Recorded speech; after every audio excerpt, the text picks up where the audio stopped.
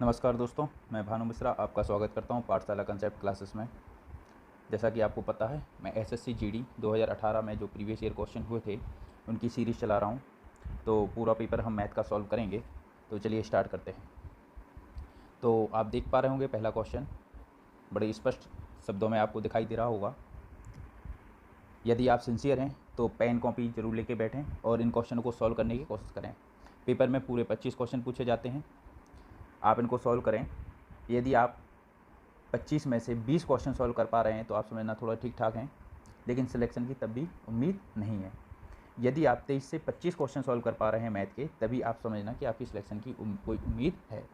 बहुत क्वेश्चन सरल भी हैं, कुछ क्वेश्चन नए ट्रेंड पर भी बेस्ड हैं, जिससे आपको इन पेपरों से आपको पता पड़ेगा। जैसा कि यही क्वेश्चन आप देखिए, आपने ये क्वेश्चन पढ़ा होगा, कई बार पढ़ा होगा, लेकिन पूछने का तरीका बदल गया है। देखिए ज़रा, इसको पढ़िए, क्वेश्चन पढ़िए सभी लोग। मोहित 10 मीटर प्रति सेकंड की गति से अपने दफ्तर जाता है। मोहित है, दफ्तर जा रहा है, गति कितनी उसकी 10 मीटर प्रति सेकंड, और x किलोमीटर प्रति घंटे की गति से वापस आता है, और घर किस हिसाब से आता है, x किलोमीटर प्रति घंटे की।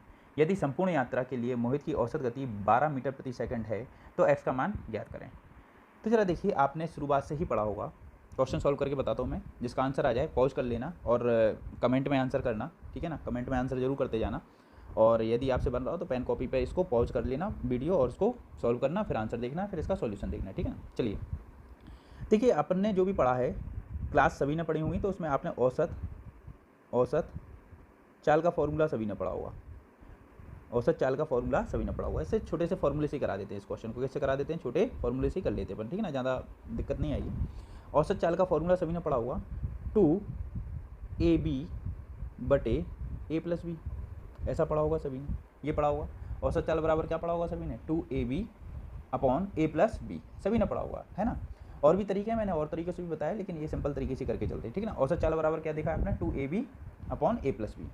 ए क्या हो जाएगा, जाने की चाल, और b क्या हो जाएगा, आने की चाल, और औसत चाल कितनी है, 12। तो अभी जो भी क्वेश्चन दिए रहते थे आपको ट्रेंडिंग में, तो आपको a का मान दिया रहता था, b का मान दिया रहता था, औसत चाल पूछता था ज़्यादातर, ठीक है ना। और आपने ऐसे ही क्वेश्चन किए होंगे। लेकिन जरा देखिए, अब ट्रेंड कैसा चेंज हो रहा है कि भाई आपको a का मान दिया है, औसत चाल दी है, तो b का मान निकालना है। क्या मेरी बात क्लियर हो रही है। और देखिए, थोड़ा सा और दिक्कत देने के लिए सवाल में क्या किया गया है, यहाँ पर मीटर प्रति सेकंड दे दिया गया है, यहाँ पर भी मीटर प्रति सेकंड दे दिया गया है, यहाँ किलोमीटर प्रति आवर दे दिया, और आंसर भी आपसे क्या पूछा गया है, किलोमीटर प्रति आवर में पूछा गया है, ठीक है ना। तो आपका दिमाग बहुत अच्छे से खुला होना चाहिए, तभी इन क्वेश्चन को लिमिटेड समय में आप कर पाएंगे, अन्यथा परेशानी में आ जाएंगे, ठीक है ना। तो चलिए इस क्वेश्चन को सॉल्व करते हैं।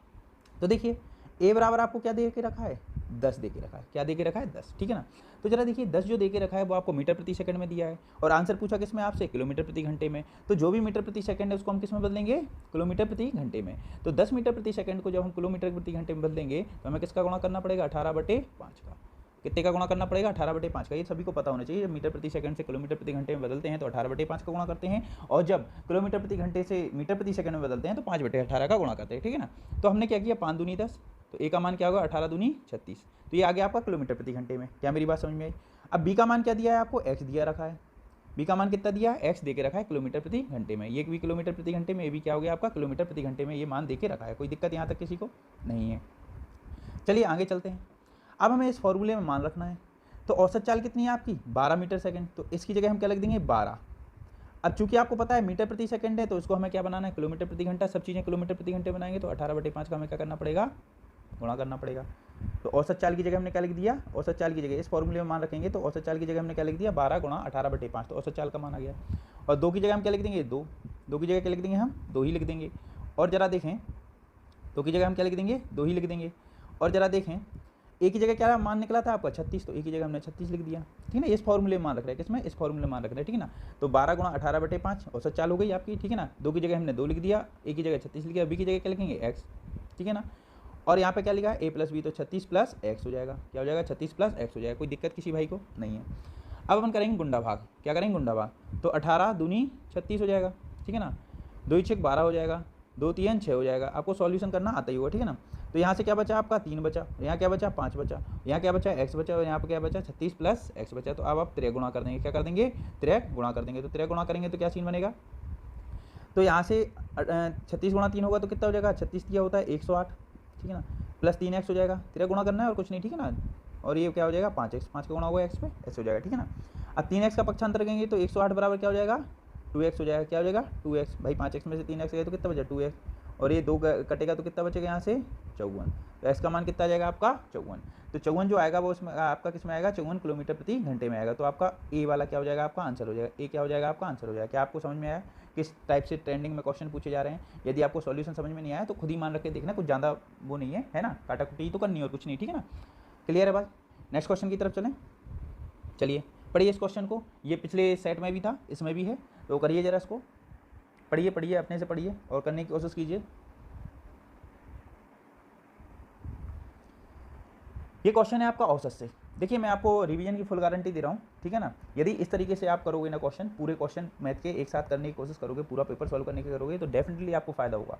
भले ही आपको दिक्कत आती है, समझ में नहीं आता, परेशानी होती है, लेकिन ये 2-4 वीडियो तक आएगा, 2-4 बार करने में आपको ऐसी परेशानी आएगी, फिर नहीं आएगी, ठीक है ना।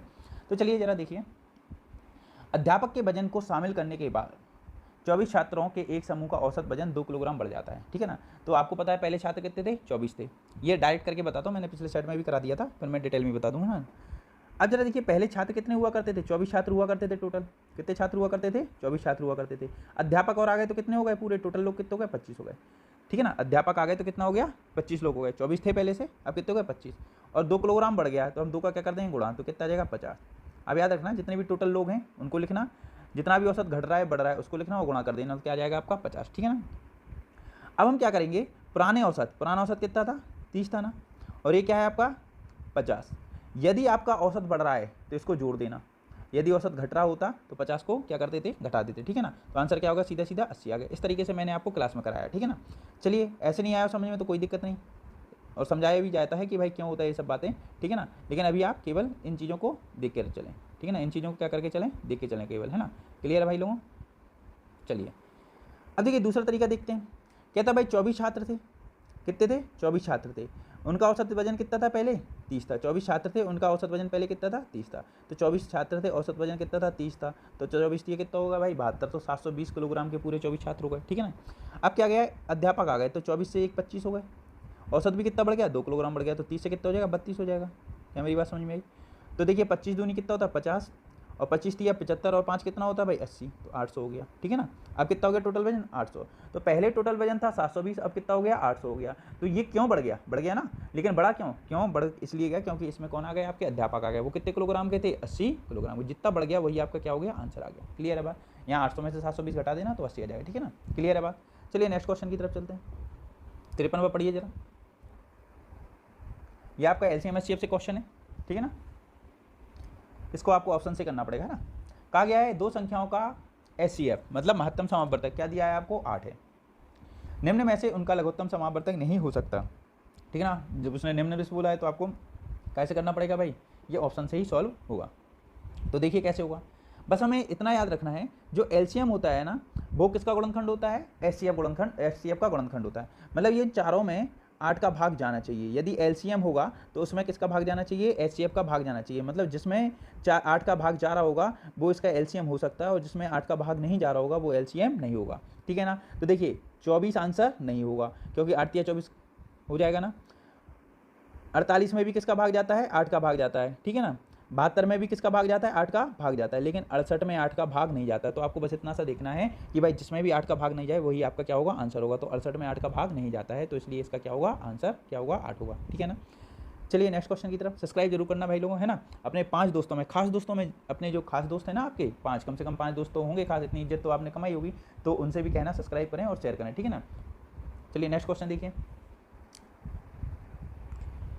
पढ़िए क्वेश्चन पढ़िए।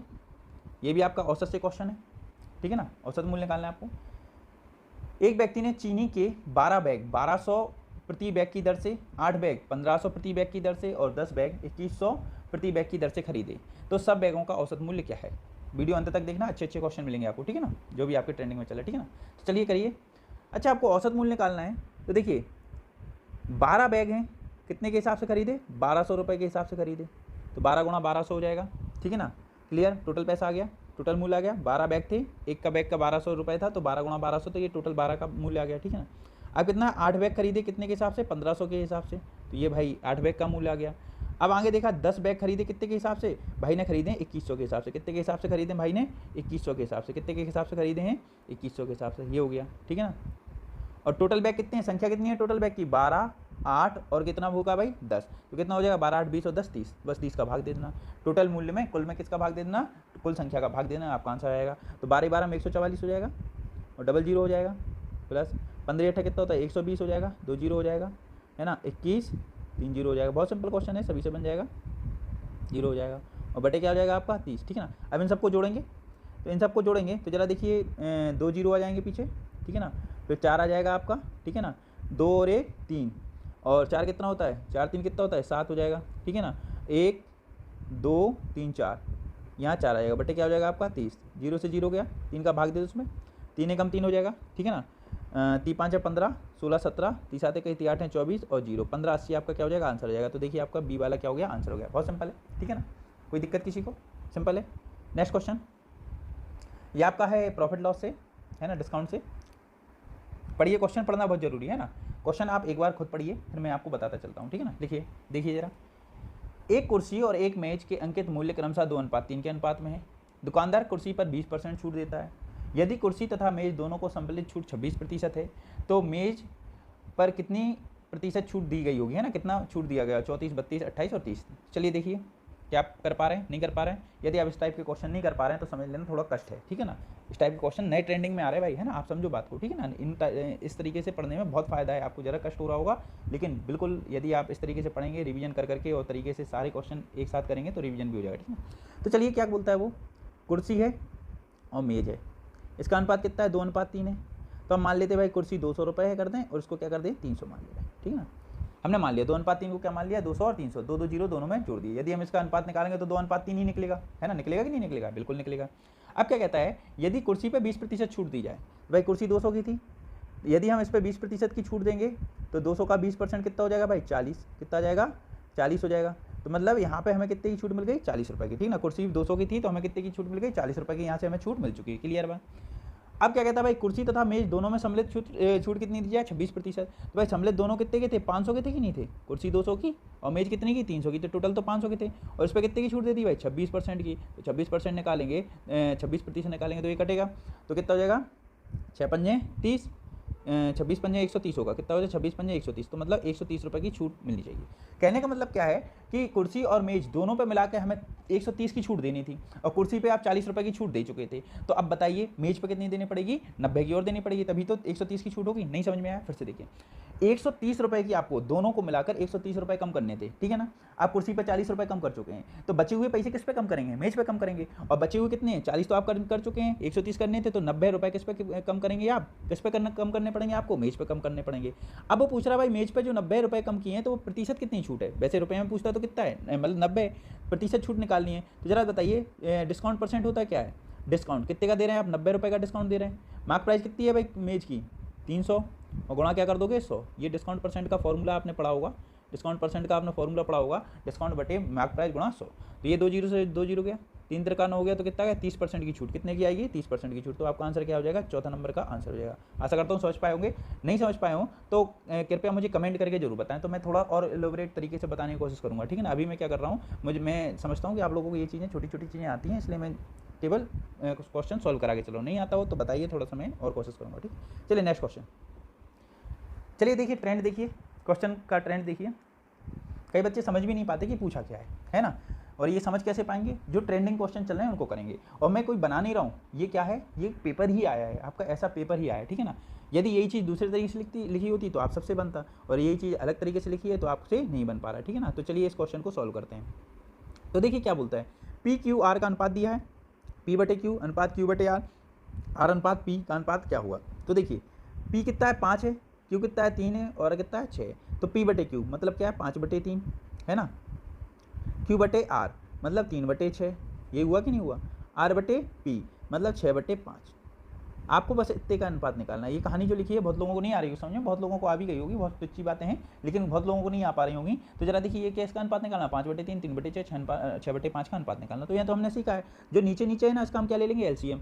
तो 3, 6 और 5 का एलसीएम तो आ जाएगा आपका 30, और 30 का क्या कर देंगे हम सब में गुणा कर देंगे, 30 का हम क्या कर देंगे सब में गुणा कर देंगे, क्या कर देंगे, इसका तो सॉल्व करना आता है ना सभी को।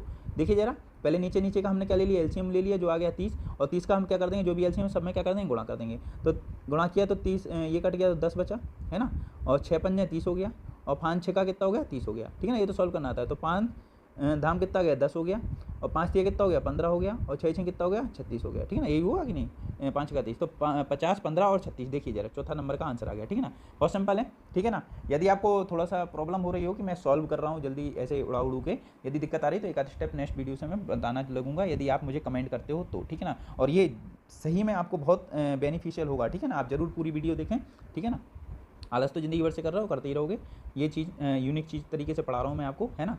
टॉपिक सभी पढ़ाते हैं, मैं पूरा मैथ का सॉल्यूशन ही करा रहा हूँ, ठीक है ना। चलिए नेक्स्ट क्वेश्चन, चलिए ये तो टुच्चा सा क्वेश्चन है। अब मैं एक काम करता हूँ, आप इस क्वेश्चन को सॉल्व खुद ही कर लें, है ना। अब ये क्वेश्चन तो कुछ सरल क्वेश्चन होंगे, मैं उनको डिप कर दूंगा, छोड़ दूंगा, ठीक है ना। अब ये तो आपको आता ही होगा, यदि यही नहीं आता होगा तो फिर जो मैं पढ़ा रहा हूँ वो भी समझ में नहीं आ रहा होगा, ठीक है ना। तो आप टॉपिक वाइज पढ़ना फिर सीख पाओगे, ठीक है ना। अब इसको मैं थोड़ा बता दूँ, ए अनुपात बी, बी अनुपात सी दिया है आपको, ए का मान 110 दिया, सी का निकालो, तो आपको क्या करना है, ए बी सी का अनुपात निकालना, ए बराबर लिखना और सी बराबर निकाल देना, ये तो आप कर ही लोगे, ठीक है ना, कर लोगे ना। कमेंट में जरूर आंसर देना, यदि आप 57वां क्वेश्चन कर पाए हो तो कमेंट में आंसर जरूर देना, ठीक है ना, मैं वेट करूंगा, ठीक है ना। चलिए नेक्स्ट क्वेश्चन की तरफ चलते हैं। 58 क्वेश्चन पढ़िए। एक कंपनी में इंजीनियरों की संख्या प्रत्येक 2 वर्ष में स्वयं की दोगुनी हो जाती है, तो इंजीनियरों की संख्या कितने वर्ष में अपनी प्रारंभिक संख्या का कितना हो जाएगा, 10-24 गुना हो जाएगा। अच्छा देखिए, अपन सीआई में पढ़ते थे ना क्वेश्चन, चक्रवर्ती ब्याज टाइप में, ये प्रीवियस जो सेट किया था ना, पिछला वाला सेट था, उसमें भी ऐसा ही क्वेश्चन था, ठीक है ना। तो इसको एक तो मैं तरीके से बता देता हूँ, ऐसे ही बता देता हूँ सिंपल तरीके से, और भी तरीका है तो मैं जब रेगुलर पढ़ेंगे तब डिस्कस कर लेंगे, और मैंने जब चक्रवर्ती ब्याज पढ़ा है तब कराया भी। तो देखिए इस क्वेश्चन को कैसे करेंगे। 2 वर्षों में कितना हो जाता है, दोगुनी हो जाती है। 2 वर्षों में कितनी होती है भाई, दोगुनी हो गई, ठीक है ना। 2 वर्षों में कितनी हो गई, दोगुनी हो गई। अब 2 वर्षों में दोगुनी हो गई तो अगले 2 वर्षों में 2 का कितना हो जाएगा, 4 हो जाएगा, ठीक है ना। फिर अगले 2 वर्षों में कितना हो जाएगा, 4 का कितना हो जाएगा, 8 हो जाएगा। फिर अगले 2 वर्षों में कितना हो जाएगा, 8 का कितना हो जाएगा, 16। कोई राशि है हर 2 साल में क्या हो रहा है, स्वयं की दोगुनी हो रही है। 8 होगी तो 16, 16 से 32, तो अगले 2 वर्ष और हो जाएंगे तो कितनी हो जाएगी भाई, 32 हो जाएगी। फिर अगले 2 वर्ष हो जाएगी तो 32 का क्या हो जाएगी, 64 हो जाएगी। अगले 2 वर्ष में कितनी और हो जाएगी, 128 हो जाएगी। फिर अगले 2 वर्ष में कितनी हो जाएगी भाई, 128 का होता है 256 हो जाएगी। और अगले 2 वर्ष में कितनी हो जाएगी, 512 हो जाएगी। और अगले 2 वर्ष में हो जाएगी कितनी, 10 24। बात समझ में आई। हर बार ये अपनी खुद की दोगुनी हो रही, पहले 2 थी फिर 4 हो गई, 4 से 8, 8 से कितनी 16, 32, 64। तो जरा देखिए कितने साल लग गए, 2 4 6 8 10 12 14 16 18 20, तो कितने आंसर आ गया आपका, 20 आंसर आ गया, ठीक है ना। आप सीआई के फॉर्मूले से भी कर सकते हो, थोड़ा लेंदी हो जाता है वो, लेकिन आप ऐसे कर सकते हो, कोई दिक्कत वाली बात नहीं, ठीक है ना। अच्छा एक तरीका और है इसका, आप ये देखो 10 24 को हम कैसे लिख सकते हैं, 2 की घात के रूप में। तो 2 की घात के रूप में लिखेंगे तो 2 पे 10 की घात हो जाएगी, है ना, और फिर उसको हमें क्या कर देना, दोगुना कर देना, ठीक है ना। अब वो तरीके से मैं बाद में बताऊंगा, आपको ये आसान समझ में आ गया होगा, है ना, जितना है उतना ही दोगुना करते चलिए, ठीक है ना। चलिए नेक्स्ट क्वेश्चन की तरफ चलते हैं। ये आपका आ गया है कौन सा क्वेश्चन, ग्राफ का क्वेश्चन। किसका क्वेश्चन है भाई, ग्राफ का। बहुत अच्छे क्वेश्चन आ रहे हैं ग्राफ में, ठीक है ना, थोड़ा सा नॉलेज होगा तभी कर पाएंगे, अन्यथा दिक्कत आ जाएगी। चलिए इसको मैं जूम कर दूं क्योंकि ये थोड़ा क्वेश्चन बड़ा था इसलिए आपको दिखाई नहीं दे रहा होगा। देखिए क्या कहा गया है, नीचे दिए गए बार चार्ट में 7 विभिन्न मिठाइयाँ S1 S2 S3 S4 S5 S6 S7 में उपयोग हुई चीनी की मात्रा को मिठाई के कुल वजन के प्रतिशत के रूप में दिखाया गया है। मतलब S1 मान लो क्या है, मिठाई है, S1 क्या है आपकी मिठाई मान ले रहा है, क्या है भाई, S1 मिठाई है। तो यदि ये पूरा वजन मान लो इसका कितना है, 500 किलो मिठाई है ना, तो उसमें 23% क्या है आपकी चीनी है, ठीक है ना। मतलब 100% पूरा मिठाई है तो उसमें 23% चीनी है, इस प्रकार से उसने बताया, ठीक है ना। अच्छा पूछा क्या है, मिठाई S5 और S3 का संयुक्त वजन यदि 300 है, मिठाई जो है S5 और S3 का संयुक्त वजन कितना है, 300 है। भाई टोटल मिला के दोनों का वजन कितना है, 300 है। तो दोनों मिठाइयों में इस्तेमाल की गई चीनी की कुल मात्रा कितनी होगी। तो जरा समझना इस बात को, अब इस बात को समझना, इसका आंसर क्या आएगा, ठीक है ना। समझिए जरा, यदि मुझे कहा जाता कि भाई S5 वाली मिठाई है वो 300 किलोग्राम की, अकेले कितने की है, 300 किलोग्राम की है, तो मैं इसमें चीनी की मात्रा बड़े आराम से निकाल लूँगा, ठीक है ना। और S3 में दिया जाता कि भाई ये इतने किलोग्राम की है तो मैं इसमें चीनी की मात्रा निकाल लेता और दोनों को जोड़ के संयुक्त मात्रा निकाल देता। लेकिन मुझसे क्या कहा गया है, S5 और S3 मतलब दोनों का जोड़ जो है वो कितना है, 300 है। अब मुझे ये नहीं पता कि भाई S5 कितना है S3 कितना है, भाई दोनों का जोड़ 300 पता है, तो इसका मतलब ये थोड़ी ना पता है मुझे S3 और S5 की टोटल वैल्यू पता हो सकता है ये 100 हो, ये 200 हो सकता है दोनों 150-150 हो, है ना, कुछ भी हो सकता है ये 250 ये 85 हो। तो परसेंटेज क्या है उसी हिसाब से निकलेगा, ठीक है ना। जैसे हमें पता है a प्लस बी बराबर मान लो 5 है, a प्लस बी बराबर क्या है 5 है, a और b का योग 5 है, तो क्या हम बता सकते हैं a कितना है b कितना है, नहीं बता सकते। और जब तक हमें a और b की वैल्यू नहीं पता पड़ेगी तब तक हम इसका परसेंटेज भी नहीं निकाल पाएंगे। क्लियर है बात। तो इसमें क्या है, इसका आंसर होगा ये, ना आपका 60 होगा आंसर, ना 54 होगा, ना 57 होगा। इसका क्या आंसर आएगा, निर्धारित नहीं किया जा सकता। बड़े आराम से चीज़ों को करते चलें भाई, इन्हीं चीज़ों से आपके पार पड़ेगा यदि इन चीज़ों को सीख पाए। तो देखिए जरा, दोनों का जोड़ दिया है 300, यदि हमें जोड़ दिया तो हम ये नहीं बता सकते भाई इसमें इतना है ये इतना है। जब हम बता ही नहीं सकते तो कैसे आंसर निकालेंगे। क्या मेरी बात क्लियर हुई, समझ पाए होंगे, ठीक है ना। नहीं समझ पाए तो कमेंट करना, ठीक है ना। चलिए नेक्स्ट क्वेश्चन। अभी ये टुच्चे टुच्चे क्वेश्चन है कुछ, तो ये क्या घर के करने के लिए दे दूँ क्या। हाँ ये आप सॉल्व करना, खुद ही सॉल्व करना है, ये गुणा भाग तो यार कर ही लेना है ना। और सुनिए, मुझे कमेंट में जरूर करना भाई, कमेंट करके इसका आंसर देना, कमेंट करके इसका आंसर जरूर देना, ठीक है ना। ठीक है ना, समय ज़्यादा लगेगा नहीं तो इनको करने में, भाग ही देना, गुणा करना और क्या करना, ठीक है ना। चलिए नेक्स्ट क्वेश्चन, कमेंट जरूर करना भाई, अल्लाह का समय पाप पड़ेगा यदि कमेंट नहीं करोगे आंसर निकाल के इसका। नेक्स्ट क्वेश्चन, अच्छा क्या कहा है, यदि रोहित 1188 किलोमीटर की दूरी 22 घंटों में तय कर सकता है तो रोहित की गति बताओ। ओ माय गॉड, ये कोई क्वेश्चन होता है। तो आपसे अब ये भी करा दूं क्या, ये भी आप कमेंट करना, इस क्वेश्चन का भी आंसर आप क्या करना, कमेंट करना। ये इसका क्वेश्चन का आंसर भी आपको क्या करना पड़ेगा, कमेंट करना पड़ेगा, पाप पड़ेगा नहीं तो भाई, ठीक है ना। आपका पेपर आएगा भाई तो समझ लेना, आपको हिसाब किताब समझ लेना आपको, है ना। और शेयर जरूर करना भाई 5 लोगों, इसका भी कमेंट करना, ठीक है ना। ये तो कर ही लेना भाई, है ना, इज्जत बचा लेना थोड़ी सी, मेरी क्या इज्जत, अपनी खुद की इज्जत बचा लेना, कमेंट करना, ये मुझे आंसर के कमेंट चाहिए, ठीक है ना। चलिए नेक्स्ट क्वेश्चन। हाँ भाई एक और बात, अपने 5 खास दोस्तों को ये वीडियो को शेयर जरूर करना, क्योंकि आप लोग वीडियो देख जरूर रहे हो, सब्सक्राइब नहीं कर रहे हो, है ना। सब्सक्राइब जरूर करें, 1000 सब्सक्राइबर हो जाएंगे आपकी कृपा से। 800 से ज़्यादा सब्सक्राइबर तो हो चुके हैं, लेकिन यदि आप और 5 लोगों को शेयर करेंगे, आपके दोस्त और 5 लोगों को शेयर करेंगे तो थोड़ा सा मतलब समझ रहे हो ना, थोड़ा सा मज़ा आएगा, है ना, अपना भी नाम होगा, ठीक है। चलिए नेक्स्ट क्वेश्चन देखते हैं। अब देखिए 62वां क्वेश्चन, ये हर कोई कराता है, इसको अपन करते हैं, ठीक है ना। तो पहले तो आप पढ़िए, टाइम वर्क का क्वेश्चन है, सिंपल सा क्वेश्चन है, ठीक है ना। किसका क्वेश्चन है ये, टाइम वर्क क्वेश्चन है, सिंपल सा क्वेश्चन है, पढ़िए। ये सभी लोग कराते हैं, कौन कराते हैं ये क्वेश्चन तो सभी लोग कराते हैं, ठीक है ना। चलिए जरा क्या कहा गया है, पी तथा क्यू मिलकर एक कार्य को 105 दिन में पूरा करते हैं। पी तथा क्यू क्या करते हैं, मिलकर एक काम को कितने दिन में करते हैं, 105 दिन में करते हैं। और क्यू और आर कितने दिन में करते हैं भाई लोगों, क्यू और आर करते हैं 90 दिन में, और पी और आर कितने दिन में करते हैं आपका, 126 दिन में। यदि मैं इन तीनों का एलसीएम ले लूँ तो आपका एलसीएम देखेंगे तो कितना आएगा, 630 आ जाएगा। कितना आ जाएगा, 630 आ जाएगा। अब 105 का हम 630 में भाग देंगे तो यहाँ 6 बचेगा, 90 का 630 में भाग देंगे तो कितना बचेगा, 7 बचेगा, और 126 का हम 630 में भाग देंगे तो कितना बचेगा, 5 बचेगा। ये तो आप भाग दे ही लोगे, ठीक है ना। तो इसका मतलब क्या हुआ, पी और क्यू मिलकर एक दिन में 6 काम करते हैं, क्यू और आर मिलकर एक दिन में 7 काम करते हैं, और पी आर मिलकर एक दिन में कितना काम करते हैं, 5 काम करते हैं। यदि इन समीकरणों को हम दोनों तरफ से जोड़ दें तो यहाँ पे 2 आ जाएगा, क्योंकि यहाँ पे इनको हम जोड़ें तो 2 बार पी है, 2 बार क्यू है, 2 बार आर है। ये तो बहुत बार करे अपन ने क्वेश्चन, तो ज़्यादा अपन को दिमाग लगाना नहीं। P plus Q plus R, तो 2 बार है तो हमने कॉमन ले लिया, और इन सबको जोड़ेंगे तो कितना आ जाएगा, 7 6 13 और 8 कितना, 5 कितना हो जाएगा, 18, तो 2 नाम 18। तो P plus Q plus R बराबर कितना आ गया, 9 आ गया। इसका मतलब क्या हुआ, ये तीनों मिलकर एक दिन में 9 काम करते हैं। कितना काम करते हैं, एक दिन में 9 काम करते हैं। और टोटल वर्क कितने हैं, 630। तो पूछा गया पी क्यू आर मिलकर काम को कितने दिन में पूरा करेंगे। जब आपको 630 पूरे काम करने हैं और तीनों मिलकर एक दिन में 9 काम करते हैं, तो आप 630 में 9 का भाग दे देंगे, 9 7 63, तो 70 दिन लगेंगे इनको करने में। कितने दिन लगेंगे, 70 दिन। तो आपका आंसर कितना आ जाएगा, 4 आ जाएगा। बहुत सिंपल क्वेश्चन है ना। आप देखना आपके नोट्स में जरूर मिलेंगे, ठीक है ना, इस टाइप के क्वेश्चन। चलिए नेक्स्ट क्वेश्चन की तरफ चलें क्या, चलिए ये भी टाइम वर्क का क्वेश्चन है, इसको भी पढ़िए जरा, पढ़िए जरा, पढ़िए। ए अकेला एक कार्य को 14 दिन में पूरा कर सकता है, बी अकेला समान कार्य को 21 दिन में पूरा कर सकता है। तो जरा देखिए, ए कितने दिन में कर रहा है आपका, 14 दिन में, बी कितने दिन में कर रहा है, 21 दिन में। यदि आप एलसीएम खेलोगे तो कितना आएगा, 42 आएगा। 14 3 42, 21 दूनी 42, मतलब एक दिन में 3, बी कितना 2 काम करता है, ठीक है ना। अब क्या कहा गया है, ए तथा बी मिलकर कार्य प्रारंभ करते हैं, परंतु ए कार्य शुरू होने के 4 दिन पश्चात कार्य छोड़ देता है, तो बी कितने दिन में करेगा। देखिए क्या कहा गया है, ए और बी क्या करते हैं, कार्य स्टार्ट करते हैं, ठीक है ना। ए बी क्या करते हैं, कार्य स्टार्ट करते हैं। ए बी क्या करते हैं, 4 दिन तक काम करते हैं, और फिर कौन छोड़ देता है, ए काम छोड़ देता है, तो बचा हुआ काम कौन करता है, बी करता है। तो आपको ये बताना बी कितने दिन में काम करेगा, ठीक है ना, यही तो है। ए और बी कार्य को प्रारंभ करते हैं, 4 दिन बाद ए छोड़ देता है, तो ए और बी ने साथ में 4 दिन तक काम किया, अब बी बचा हुआ काम कर रहा होगा। तो जरा देखिए, दोनों मिलकर एक दिन में कितना काम करते हैं, ए और बी 5, और लेकिन मिलकर कितने दिन तक काम कर रहे हैं, एक दिन में करते कितने हैं, 4 दिन तक काम कर रहे हैं, तो पूरा काम कितना कर लेंगे, ये 20 काम कर ही लेंगे। तो यदि ये साथ मिलकर 20 काम कर लेंगे तो बचे हुए कितने काम है, पूरे 42 थे, बचे तो 22 है ना, कितने काम बचे, 22 बचे। और 22 काम कौन कर रहा होगा, बी कर रहा होगा। लेकिन एक दिन में कितना काम करता है, 2 काम करता है। तो यदि एक दिन में 2 काम करता है, बचे काम 20 हैं, तो कितने दिन ले लेगा भाई लोग, वो 11 दिन ले लेगा। तो आंसर इसका क्या होगा, 11, जो कि नीचे डी आंसर होगा। इसका आंसर क्या होगा, डी, जो छुपा हुआ है नीचे, ठीक है ना। इसका आंसर क्या होगा, 11। सिंपल क्वेश्चन है, क्लास में तरीके से सिखाए जाते हैं, ठीक है ना। अब इसमें बिल्कुल बेसिक तो समझा नहीं सकता है ना, तो आप भी कोशिश करना थोड़ा सा नोट्स पढ़ के बैठे, तो जिससे आपको और अच्छा लगे, ठीक है। चलिए नेक्स्ट क्वेश्चन क्या कहा जाता है, यदि एक वृत्त का व्यास 15% बढ़ाया जाता है तो उसके क्षेत्रफल में कितने प्रतिशत की वृद्धि होगी।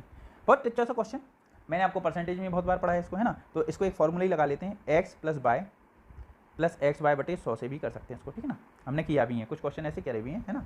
तो जरा देखिए, यदि व्यास में जो वृद्धि हो रही है वही त्रिज्या में वृद्धि होगी वृत्त की, ठीक है ना। तो हम इसको क्या बोल लेंगे, x को भी 15 लिख लेंगे, y को भी क्या लिख लेंगे, 15, क्योंकि क्या होता है, क्षेत्रफल क्या होता है, πr² होता है ना। तो हमें 2 बार क्या लेनी पड़ेगी, r लेनी पड़ेगी। तो 15 15, ठीक है ना, और 15 × 15, ठीक है ना, बटे क्या हो जाएगा 100। ये सभी को ने क्या होगा, 15 15 30 हो गया, और 15 15 में कितना होता है 225 बटे क्या हो जाएगा 100 हो जाएगा। अब ये दशमलव हो जाएगा, तो 30 + 2.25 सभी न करे होते हैं ना, तो क्या हो जाएगा 32.25 आंसर आ जाएगा। कितना आ जाएगा 32.25, जो आपका क्या आएगा, तीसरे नंबर का आंसर आएगा, ठीक है ना। वीडियो पॉज करते जाएं और अपना सॉल्व करते जाएं, नहीं बने तो देखते जाएं, ठीक है ना, कोई बुरी बात। चलिए नेक्स्ट क्वेश्चन देखते हैं। अब इसको तो आप सॉल्व ही कर लेना, गुस्सा हो मैं कर दूं, ठीक है। चलो देखो, पहले तो हम कोष्टक सॉल्व करेंगे, कोष्टक में भी भाग सॉल्व करेंगे। तो 8 में 4 का भाग गया तो 2 बचा, और 5 में से 2 गया तो पूरा, तो 3 बचा। ये कोष्टक का आंसर तो 3 आ गया, ठीक है ना। अब हम 6 में 3 जोड़ेंगे तो क्या हो गया, 9 हो गया, 1 घट गया तो कितना बचा, 8 बचा। तो ये पूरी कहानी कितनी बच गई आपकी, 8 बच गई, ठीक है ना। अब इसको सॉल्व करेंगे, 7 चौको 28, 29 बटे क्या हो जाएगा 4 हो जाएगा, और प्लस क्या करना है हमें 8 करना है, ठीक है ना। तो 29, एलसीएम कितना जाएगा 4, 8 चौके कितना हो जाएगा 32, इसको जोड़ देंगे 32 और 29 को कितना होता है भाई, तो कितना हो जाएगा भाई 61/4 आंसर आ जाएगा आपका। लो भाई, ठीक है ना, आसान है, 61/4 आपका आंसर आएगा, ठीक है ना। चलिए नेक्स्ट क्वेश्चन। एक वस्तु का विक्रय मूल्य, क्रय मूल्य, एक वस्तु का विक्रय मूल्य तथा क्रय मूल्य क्रमशः 13, 33 और 21, 50 है। तो हानि प्रतिशत याद कीजिए भाइयों। एक कमेंट और करना पड़ेगा आपको, इस क्वेश्चन को भी आपको कमेंट में आंसर देना पड़ेगा। ये जो बिल्कुल फालतू क्वेश्चन है ना, बिल्कुल दमी नहीं है, उनको तो आपको कमेंट में आंसर करके देना पड़ेगा, ठीक है ना। अब बस थोड़ा सा बता देता हूँ, लॉस परसेंटेज क्या होता है, लॉस बटे कॉस्ट प्राइस गुणा 100। आप कुछ मत करना, लॉस कैसे निकालोगे, इसको घटा देना, नीचे कॉस्ट प्राइस लिख देना और गुणा 100 कर देना, आपका आंसर इनमें से कोई आ जाएगा, ठीक है ना। ये कमेंट जरूर करना भाई, ठीक है ना। चलिए नेक्स्ट क्वेश्चन क्या क्या गया है नेक्स्ट क्वेश्चन में। रोहन ने 275 मेज की दर से मेज खरीदी, ठीक है ना। यदि वह 16 मेज 50-60 की बेचता है तो लाभ प्रतिशत ज्ञात करें। चलो ठीक है, ये कर लेते हैं ना। तो जरा देखेंगे, रोहन ने 275 की एक मेज खरीदी और 16 मेजें कितने की बेची, 50-60 की। तो जरा बताओ, यदि 16 मेजें 50-60 की बेची हैं तो एक मेज कितने की बेची होगी, तो 50-60 बटे 16, मतलब इसमें हम भाग दे देंगे 16 का। तो पहले हम 4 का भाग देते हैं, तो 4 चौके क्या हो जाएगा 16 हो जाएगा। इसमें भी देते हैं 4 का भाग, तो 4 एकम 4 कितना आ जाएगा भाई, 4 एकम 4, 4 दूनी 8, 4 पंजे 20, 4 छिंग 24, और 4 छिंग 24 हो गया था, 25 26, तो 4 पंजे 20, ये हो गया, ठीक है ना। और फिर दे दो 4 का भाग, इसमें किसका भाग दे दो 4 का भाग, तो 4 तिया 12, 4 एकम 4, 4 छिंग 24, 4 छिंग 24 हो जाएगा ना। और फिर भी कितना बचा, 25 बचा, और फिर कितना हो जाएगा 4, ये 316.25 हो जाएगा, ठीक है ना। तो एक मेज के विक्रय मूल्य निकाल लिया हमने इसमें भाग देके, ठीक है ना। तो जरा देखो, खरीदी कितनी की 275 की, बेची कितनी है भाई एक मेज 316.25 की। तो आपको क्या निकालना है भाई, लाभ प्रतिशत निकालना। तो जरा बताओ कितने ज़्यादा की बेची है, जब 275 की खरीदी है तो बेची कितनी है 0.25 घटा देंगे भाई, विक्रय मूल्य में से क्रय मूल्य घटा देंगे। यहाँ पे क्या बचा आपका 1 बचा, और यहाँ पे क्या बचेगा 7 4 41.25, है ना। कितने का फायदा हुआ यहाँ पे 41.25 का। तो आपको कुछ नहीं करना, लाभ परसेंट क्या होता है 41.25 बटे क्रय मूल्य कितना भाई 275 नीचे लिखना, और गुंडा क्या कर देना 100 कर देना, क्या कर देना गुंडा 100 कर देना। ये गया दशमलव, तो नीचे 100 आ गया, तो 100 से 100 कट गया। अब बस आपको 41.25 में 275 का भाग देना। तो कैसे देंगे, 25 का भाग दो, 25 से कम 25, और 25 से कम 25, इसमें भी दो 25 से कम 25, और कितना बचा भाई 16 बचेगा 162, 25 छक्के 150, तो 125, तो 25 पंजे 125, तो 165 बचा, ठीक है ना। अब 11 का भाग दें, 11 का भाग दें, हमने 11 का पढ़ा, तो 11 एकम 11 और 11 पंजे 55, तो 15% आपका क्या आ गया आंसर आ गया, ठीक है। चलिए नेक्स्ट क्वेश्चन की तरफ चलते हैं। एक वर्ग और वृत्त का परिमाप समान है, एक वर्ग है और एक वृत्त का परिमाप क्या है समान है, और वृत्त का क्षेत्रफल इतना है, तो वर्ग का क्षेत्रफल याद करें। तो जरा बताइए, वृत्त का क्षेत्रफल क्या होता है, πr² होता है, क्या होता है πr², बराबर क्या दिया 1386 दिया, ठीक है ना, ठीक है ना। पाई का मान कितना होता है 22/7, पाई का मान कितना होता है 22/7, तो पाई का मान 22/7 होता है, तो पक्षांतर होगा तो 7/22 हो जाएगा। यहाँ पे कितना हो जाएगा 7/22, भाई यहाँ से उड़ के जाएगा 22/7, 7/22, आप समझ गए होंगे। तो 11 दूनी 22, 11 एकम 11, ठीक है ना, 11 दूनी 22, 11 छिक्का 66, काटना है बस, है ना, 2 से फिर जाएगा, 2 छिक 12, 2 3 6, ठीक है ना। तो आर स्क्वायर बराबर क्या आ जाएगा आपको, देखिए इसको 63 को हम क्या लिख सकते हैं, 9 7 63 लिख सकते हैं, गुणा 7। अब ये जो स्क्वायर है इस साइड जाएगा तो अंडर रूट बन जाएगा, तो ये 3 बनेगा और ये कितना आ जाएगा 7 आ जाएगा, तो 7 या 21, तो आर का मान कितना आ गया आपका 21 आ गया, आर का मान कितना आ गया यहाँ से 21 आ गया, ठीक है ना। वृत्त की त्रिज्या कितनी आ गई 21। अब क्या बोला है उसने, एक वर्ग तथा वृत्त का परिमाप बराबर है, तो जरा बताओ वर्ग का परिमाप क्या होता है 4a, और वृत्त का क्या होता है परिधि, जो परिमाप है वो क्या होता है परिधि 22/7 2 पाई आर, ठीक है ना। अच्छा देखिए पाई की वैल्यू तो कितनी होती है 22/7, तो यहाँ पे हम क्या लिखते हैं 22/7 ही लिख दें, कितना लिखते हैं 22/7, ये गुणा हो गया। आर कितना दिया है भाई, आर कितना निकाल लिया वृत्त का हमने 21 निकाल लिया, तो हम इसकी जगह क्या लिख दें 21 लिख दें, ठीक है ना। और 7 दिया क्या हो जाएगा 21 हो जाएगा, ठीक है ना, 2 दूनी 4 हो जाएगा, ये कितना बचा 11 बचा, तो ए का मान कितना आ गया आपका 11 गुणा 3, कितना आ गया 33 आ गया, कितना आ गया 33, ठीक है ना। कितना आ गया, भुजा कितनी आ गई, वर्ग की भुजा 33 आ गई। यदि वर्ग की भुजा आपकी 33 आ गई है तो आपको वर्ग का क्षेत्रफल निकालना है, तो भुजा का स्क्वायर कर दो, तो 33 का स्क्वायर करेंगे तो 10 89 आपका क्या आ जाएगा आंसर आ जाएगा, ठीक है ना। चलिए नेक्स्ट क्वेश्चन। रोहित एक संख्या को 2 से विभाजित करने की बजाय संख्या में 2 का गुणा कर देता है, तो परिणामी संख्या सही का कितना प्रतिशत है। तो जरा देखिए मैंने इस टाइप के क्वेश्चन बहुत कराए हैं प्रतिशत में, आप देखना अभी लेटेस्ट कोर्स में भी कराए हैं, ठीक है ना। तो देखिए जरा, मान लो संख्या 1 थी, उसमें आपको 2 का भाग देना था, लेकिन आप क्या कर चुके 2 का गुणा कर दिया। मान लिया संख्या 1 थी, उसमें आपको 2 का भाग देना था, तो आपने कितना क्या कर दिया गलती से गुणा कर दिया, ठीक है ना। अब हमें क्या मिला यहाँ से 1/2 और 2 मिला, ठीक है ना। अब इसका हम 13 गुणा करेंगे, यहाँ कुछ नहीं है तो 1 कर दो, इसका 13 गुणा करेंगे तो 1 अनुपात क्या हो जाएगा 4, मतलब सही आंसर 1 आना था, आ कितना गया आपका 4। तो कहा गया है भाई परिणामी संख्या सही संख्या का कितना प्रतिशत है, तो सही तो 1 था, आ कितना गया 4, तो भाई 4 1 का कितना प्रतिशत है 4/1 गुणा 100, तो कितना प्रतिशत है 400%, कितना आंसर आ जाएगा इसका आंसर 400, ठीक है ना। चलिए नेक्स्ट क्वेश्चन पढ़िए, इस टाइप के क्वेश्चन भी पूछे जाते हैं, आपका सारी चीज़ें रिवीजन में आ जाएंगी, ठीक है। एक गेंदबाज ने लगातार 15 मैचों में ये इतने विकेट लिए हैं भाई, 0 2 3 5 ऐसे करके विकेट लिए हैं, तो आपको डेटा का माध्यक, इसको माध्यिका बोलते हैं, माध्यिका निकालनी है, ठीक है ना। तो आपको कुछ नहीं करना, जब भी माध्यिका निकालना है तो ये सब चीज़ें कैसे लिख दो, बढ़ते क्रम में लिख दो। तो देखिए 0, तो 0 देखेंगे आप कितनी बार है 3 बार है, 0 कितनी बार है इसमें 3 बार है, तो 0 लिख दिए कितनी बार 3 बार लिख दिया, ठीक है ना। लिखने का तरीका देख लें, 1 कितनी बार है जरा देखेंगे, 1 है इसमें 2 बार, तो 2 बार क्या लिख देंगे हम 1 लिख देंगे, ठीक है ना। 2 बार क्या लिख देंगे 1 लिख देंगे। फिर इसके बाद 2 कितनी बार है, 2 है आपका 4 बार, तो हम 4 बार क्या लिख देंगे 2 लिख देंगे, 4 बार क्या लिख देंगे 2 लिख देंगे। 3 कितनी बार है भाई, 2 बार 3 है, तो 3 भी कितनी बार लिख देंगे 2 बार लिख देंगे। अब 4 कितनी बार है, 4 देखेंगे तो 1 बार है, और 5 कितनी बार है भाई लोगों, 5 है 3 बार, 5 है कितनी बार 3 बार। गिनने जरा 15 हो गए, 3 2 5 6 7 8 9 10 11 12 13 14 15। अब हमें निकालना माध्यिका, हमें क्या निकालना माध्यिका। तो जितनी भी संख्याएं होती हैं जैसे 15 संख्या है ना, उसमें 1 जोड़ के हम किसका भाग दे देंगे 2 का भाग दे देंगे, तो 16/2 हो गया, तो कितना आ गया 8 आ गया। जितनी भी संख्याएं हैं, जितनी भी क्या है संख्याएं हैं, ठीक है ना, कितनी है 15 संख्या है ना, तो 15 में हम किसका भाग दे देंगे 2 का, सॉरी 1 जोड़ के हम भाग दे देंगे 2 का, तो कितना आ गया 8 आ गया, कितना आ गया 8 आ गया। तो जो भी 8वें नंबर पे लिखा होगा वही आपका क्या होगा आंसर, 3 4 5 6 7 8, 8वें नंबर क्या लिखा है 2 लिखा है, तो आपका आंसर क्या होगा 2 होगा। क्या मेरी बात क्लियर है, ठीक है, समझ में आई होगी बात। चलिए नेक्स्ट क्वेश्चन करते हैं। अच्छा देखिए इसमें ये भी अच्छा क्वेश्चन है, नीचे दिया गया एक बार चार्ट 7 क्रमांकित वर्षों by 1 by 2 by 3 by 4 by 5 6 7 राजस्व का अनुपात बताया गया है ना, व्यय और राजस्व का अनुपात, मतलब इतना खर्चा हुआ इतना हमें मिला, ठीक है ना, उसका अनुपात दिया गया है। तो आपको बताना है किसमें सबसे अधिक आपको मिला है, ठीक है ना, कितना लाभ सबसे अधिक लाभ किसमें हुआ है। जरा देखिए अनुपात, तो आपको पता है जो अनुपात होता है ना वो किस लिए यूज होता है, कंपेयर करने के लिए, दो चीज़ों को कंपेयर करने के लिए, ठीक है ना। यदि बाय 1 है तो 0.80 दिया है ना, दशमलव हटाएंगे तो 100 हो जाएगा, 0 गया तो कितना हो जाएगा 4:5 हो जाएगा, क्या आ जाएगा बाय 1 का व्यय और राजस्व का अनुपात कितना हो जाएगा 4:5, ठीक है ना। यदि हमें 4:5 दिया है, हमें इसका अनुपात दिया है बाय 1 का 4:5, किसका व्यय और किसका राजस्व का अनुपात कितना दिया हमें 4:5 आ गया, ठीक है ना। तो क्या हम इसका व्यय निकाल पाएंगे, क्या हम इसका राजस्व निकाल पाएंगे, क्या हम इसका चाहें व्यय निकाल पाएँ तो निकाल पाएंगे, बिल्कुल नहीं निकाल पाएंगे। क्यों, क्योंकि हमें इसका टोटल तो दिया ही नहीं, जो हम 9 बराबर मानते हैं ना, 5 और 4 9 बराबर, वो तो हमें दिया ही नहीं, और जब हमें 9 बराबर नहीं दिया तो 4 और 5 बराबर हम निकाल ही नहीं सकते। क्या मेरी बात समझ में आ रही, नहीं आ रही, फिर से सुन लें।